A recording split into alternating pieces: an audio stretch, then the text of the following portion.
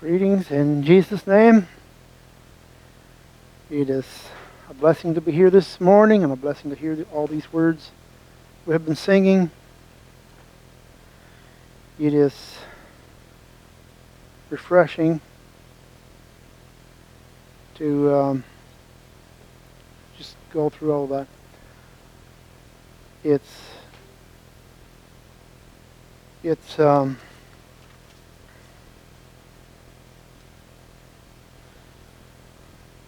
just so beautiful to be connected to the vine, and that we can all be connected to that vine. And I think it was last week when we heard that, it just takes a little bit of disconnect to make all the difference. So it's very important to stay close to that vine, tight to it, no gap. It's the only safe place to be. It's the only place I want to be. I was wanting to draw your minds to an account that happened many years ago. There was this boat out in the middle of the sea, and it was being buffeted by the wind and the waves. There were very experienced fishermen on there. And they got scared. They were afraid. I think they probably felt they're going to get put under. The storm was very violent, but in this case, there was somebody on that boat as well that is impossible to go under.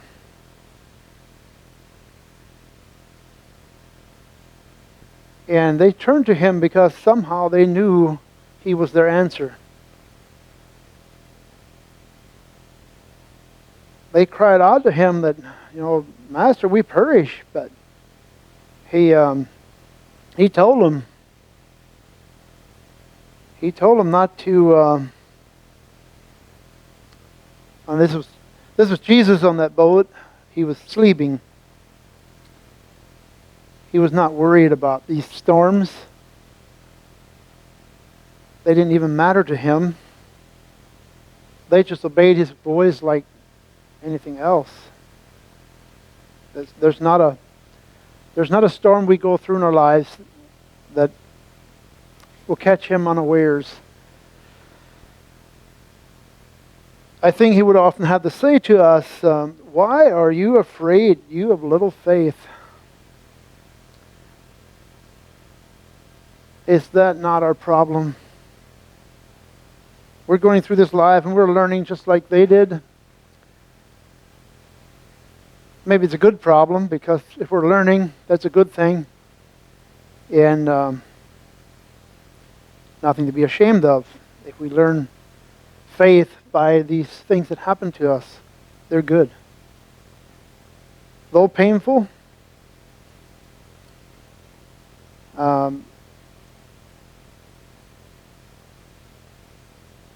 I think many others, but Peter, he had enough faith to step out on water, like taking a step into I'm going to follow Christ regardless where it goes. I'm going the whole way. And then we see waves around us and things are not quite the way we thought they would be. I've often wondered if Jesus was bobbing on that water or whether it was like flat. Whether it would have been like being on something that was hard to balance. And this is what Peter was maybe feeling, like it was not smooth and solid.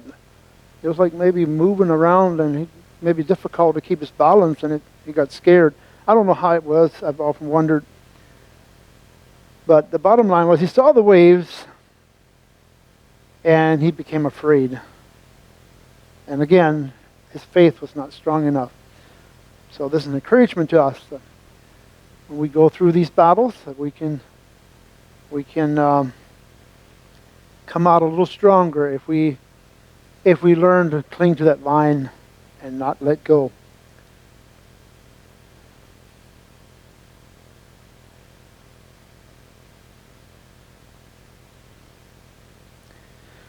So even though it may seem like the storms are strong enough to take us down, if we're with Jesus, it cannot go down. And I had to think of what Robert calls my favorite thing about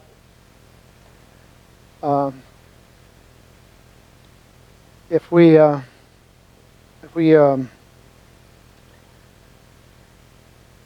do hear and do what he says,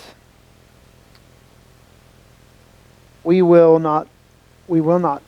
be able to go through these storms and come out on the other end standing.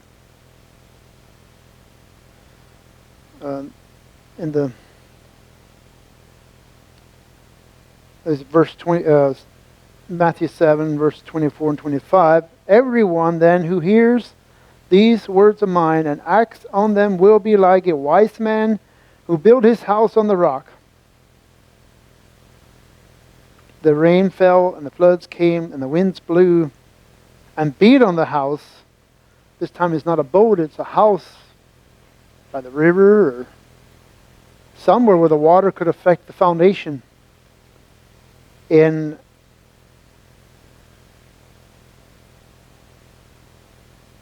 beat on that house, but it did not fall because it had been founded on rock.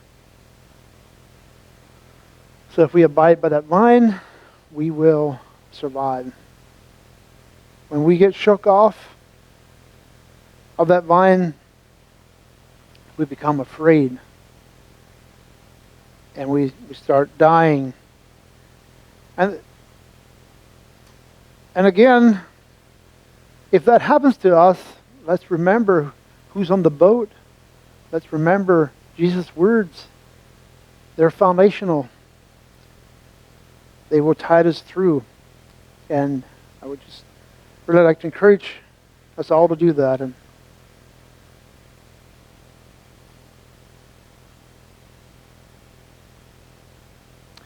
it's not a question whether we'll have trials and perplexities in life. They will come. But they are for our good. They will help us. They will help us be stronger.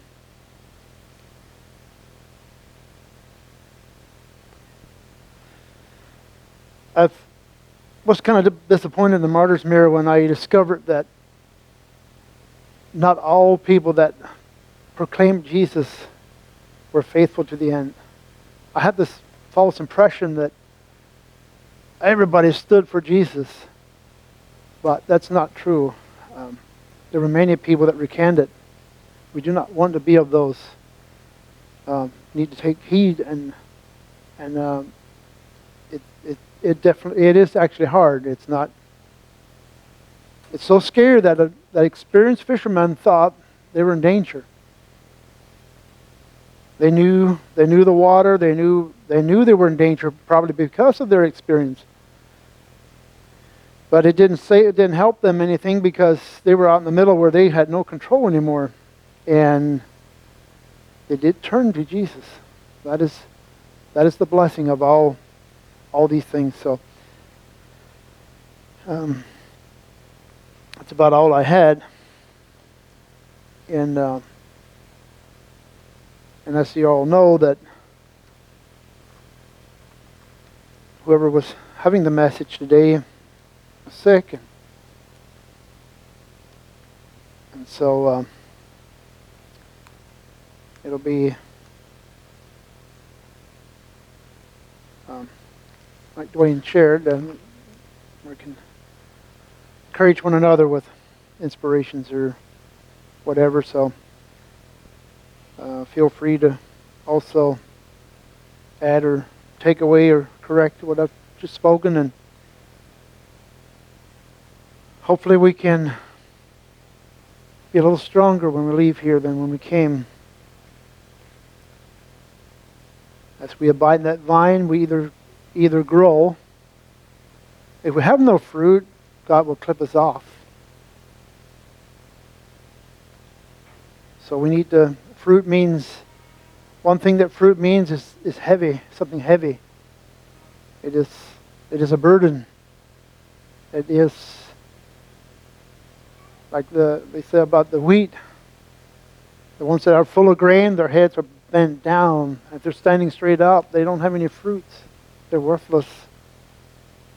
They have no seed. They cannot. They're worthless.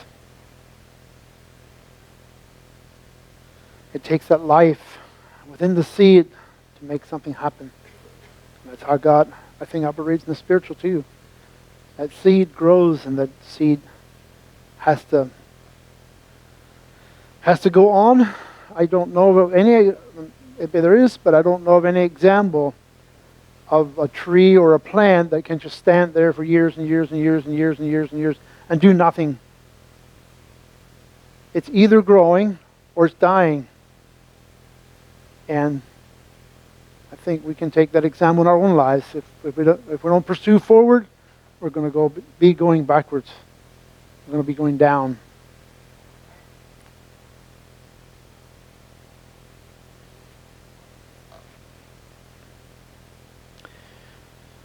So I guess feel free to share songs, whatever lays on your hearts. I don't know. It seems like we always have plenty here, so feel free.